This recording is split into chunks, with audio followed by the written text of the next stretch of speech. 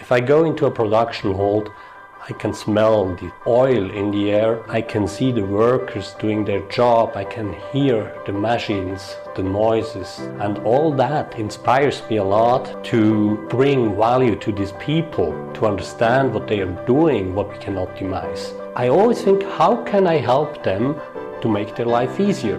Let's think about if somebody's sitting in the morning at a coffee table, he smiles. What does it mean? He's a happy guy.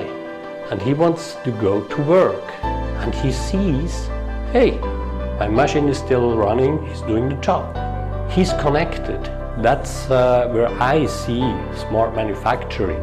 And it's really an enabler for increasing the production efficiency in the entire production ecosystem.